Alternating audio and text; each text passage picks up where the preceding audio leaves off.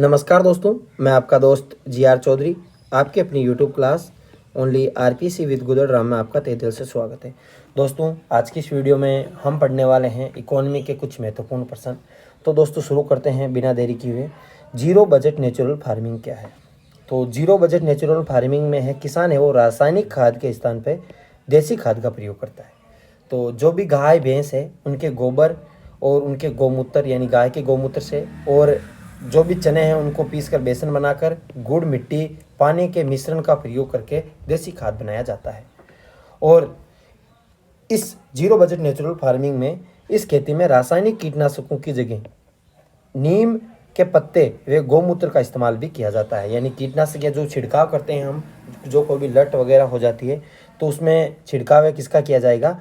नीम व गौमूत्र का इस्तेमाल। यानी 1-2 महीने पहले गौमूत्र ले लिया जाएगा, उस गौमूत्र में नीम के पत्ते डाल दिए जाएंगे, फिर जो भी माल हमारा तैयार होगा उसको हम क्या कर देंगे? छिड़काव कर देंगे। इससे फसल में रोग लगने की संभावना क्या हो जाएगी? बहुत कम हो जाएगी। अब दोस्तों, इसके अपनाने का मुख्य कारण क्या है? जीरो बजट नेचुरल फार्मिंग अपनाने का मुख्य कारण है कि वर्तमान में है वो मिट्टी की गुणवत्ता में क्या आ रही है? कमी आ रही है। मिट्टी की गुणवत्ता में क्या आ रही है? कमी आ रही है। इसी कारण है वो जीरो बजट नेचुरल फार्मिंग अपनाया गया है।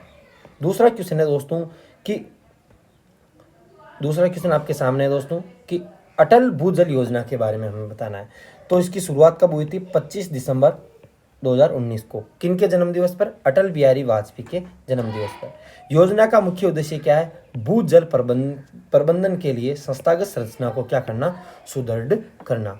7 राज्यों में शुरू हुई है। यूपी है, एमपी है, गुजरात है, हरियाणा है, राजस्थान है, कर्नाटक है, महाराष्ट्र है। तो 7 राज्यों में क्या हुई है? शुरू हुई है। और टिकाऊ भूजल संसाधन प्रबंधन में बदलाव लाने के लिए इस योजना को प्रारंभ किया गया है। अब दोस्तों, इसमें 50% अनुदान है वो वर्ल्ड बैंक ने दिया है। इस योजना में कुल व्यय है वो कितना होगा? 600 करोड़ रुपए का कुल परिव्यय होगा, जिसमें 50% भाग है वो वर्ल्ड बैंक है वो ऋण के रूप में भारत सरकार को देगा। दूसरा क्वेश्चन है दोस्तों आपके सामने कि नवजीवन योजना क्या है? तो नवजीवन योजना की शुरुआत दोस्तों कब हुई थी? ये 2009 में हुई थी। और इसका मुख्य उद्देश्य क्या है कि इस योजना का प्रमुख उद्देश्य अवैध शराब के निर्माण में भंडारण बिक्री में शामिल जो भी समुदाय है, यानी जो भी अवैध शराब बेचते हैं उसका भंडारण करते हैं और अवैध शराब का निर्माण करते हैं, तो उसको क्या करना? सशक्त करना। और उन्हें जो भी समुदाय इसमें शामिल है उनको क्या करना? आजीविका यानी रोजगार के अवसर, वैकल्पिक अवसर प्रदान करना। इस योजना में लक्षित समूह के 5000 व्यक्तियों को कौशल प्रशिक्षण प्रदान किया जाएगा। अगला है बोट मॉडल को परिभाषित करना है। बोट मॉडल को परिभाषित करना है तो बोट का अर्थ है ब्लूड ऑपरेट ट्रांसफर। मॉडल में निजी सार्वजनिक भागीदारी, पब्लिक प्राइवेट पार्टनरशिप,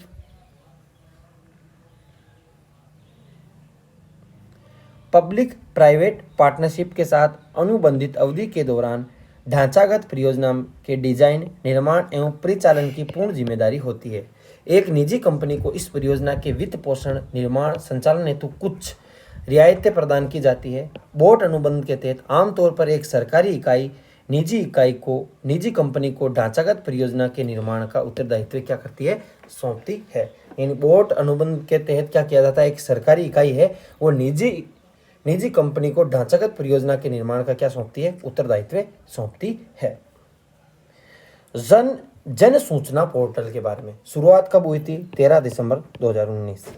इसकी थीम क्या की थी? सशक्त नागरिक खुशहाल राजस्थान। सशक्त नागरिक खुशहाल राजस्थान।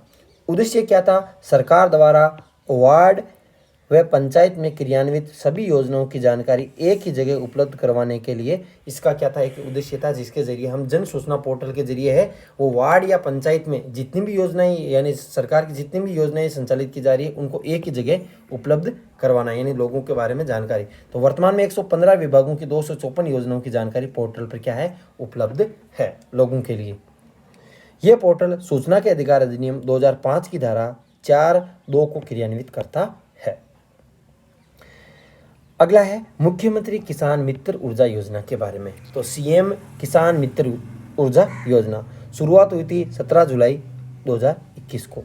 कृषि उपभोक्ता को ₹1000 हर महीने का बिजली बिल या 60% अनुदान मिलेगा।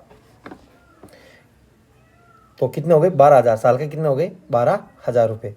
तो केंद्र व राज्य सरकार के कर्मचारी इस श्रेणी में शामिल नहीं होंगे। इसका लाभ है वो मई 2016 से मिलेगा। शुरू कब हुई थी 17 जुलाई 2021 से, और लाभ लाभ कब से मिलेगा, लाभ मिलेगा हमें मई 2021 से। जुलाई में स्टार्ट हुई थी और लाभ मिलेगा मई 2021 से, 2 महीने पहले। अगला है राजस्थान निवेश प्रोत्साहन योजना 2019 का संक्षिप्त परिचय दीजिए। शुरुआत हुई थी 17 दिसंबर 2019, ये 31 मार्च 2026 तक प्रभावी रहेगी। उद्देश्य राज्य में तीव्र स्थायी एवं संतुलित औद्योगिक विकास को बढ़ावा देना। तेजी से व संतुलित औद्योगिक विकास को क्या देना, बढ़ावा देना। क्रियान्वयन कौन सी एजेंसी कर रही है, निवेश संवर्धन ब्यूरो कर रही है। प्रावधान क्या है 30% निवेश अनुदान व 20% रोजगार सृजन अनुदान 7 वर्षों के लिए। स्टाम्प ड्यूटी व भूमि स्थानांतरण शुल्क में 50% की क्या है, छूट दे रखी है। अगला है दोस्तों राजस्थान में पर्यटन क्षेत्र के विकास हेतु 5 सरकारी प्रयास बताइए। यानी पर्यटन को बढ़ावा देने के लिए राजस्थान सरकार ने कौन कौन से 5 प्रयास किए हैं। तो कौन कौन से प्रयास किए हैं, एक तो राजस्थान ने पर्यटन नीति है 2020 की घोषणा की है। शुरू कब हुई थी, तो 9 सितंबर 2020 को क्या हुई है, लागू हुई है। तो एक तो ये प्रयास किया है। एक है राज्य में 3 पर्यटक पुलिस स्टेशन जयपुर, उदयपुर, जोधपुर में स्थापित है। विभिन्न शाही रेलगाड़ियों का परिचालन जैसे Palace on Wheels, Fairy Queen, Royal Rajasthan on Wheels, इन गाड़ियों के संचालन से पर्यटन को बढ़ावा मिल रहा है। यानी विदेशी लोगों को आकर्षण भी कर रही है ये ट्रेनें। एक है राजस्थान पर्यटन विकास निगम की स्थापना। एक है पर्यटन को किसका दर्जा देना, उद्योगों का दर्जा देना। तो राजस्थान सरकार द्वारा पर्यटन को बढ़ावा देने के लिए अनेक कार्यक्रम भी आयोजित किए जाते हैं। अगला है राजस्थान रोड विजन 2025 क्या है बताइए। तो राज्य में सड़क तंत्र का जाल बिछाने एवं ग्रामीण संपर्क वे सड़क तंत्र के रखरखाव को सर्वोच्च प्राथमिकता इस विजन में दी गई है। एक तो ग्रामीण क्षेत्र में सड़कों का जाल बिछाना और सड़कों को आपस में जोड़ना, और सड़क तंत्र के रखरखाव को क्या किया गया इसमें, इस विजन में सर्वोच्च प्राथमिकता दी गई है। इस परियोजना का उद्देश्य है आंतरिक क्षेत्र में सड़कों की गुणवत्ता में क्या करना, सुधार करना। यह परियोजना 2 चरणों में क्रियान्वित की जाएगी। परियोजना के पहले 15 वर्षों के दौरान सभी गांवों को अधिगम सड़कों के साथ जोड़ा जाएगा। कौन सी सड़कें, अधिगम सड़कें।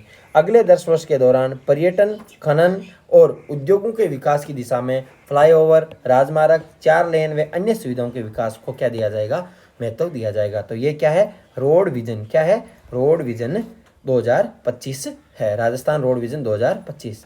आज का दोस्तों लास्ट क्वेश्चन है कि केंद्रीय सहकारी बैंक के बारे में। तो इन्हें कौन सा बैंक कहा जाता है, जिला सहकारी बैंक भी कहा जाता है। इनका प्रमुख कार्य इनका कार्य क्षेत्र एक जिले तक ही सीमित है। ये राज्य सहकारी बैंक व प्राथमिक सहकारी बैंक के मध्यवर्ती अंत्यवर्ती का कार्य करते हैं, मध्य अंतर्वर्ती का कार्य करते हैं। ये अल्पकालीन व मध्यकालीन ऋण उपलब्ध कराते हैं। अब दोस्तों आपको ये क्वेश्चन आपको अच्छे लगे हो तो वीडियो को लाइक करें और अपने दोस्तों के साथ इस वीडियो को शेयर जरूर करें। मैंने आपको 10 क्वेश्चन बताए हैं, आप इनका स्क्रीनशॉट भी ले सकते हैं। ये 10 क्वेश्चन आपके सामने हैं। Thanks for watching us.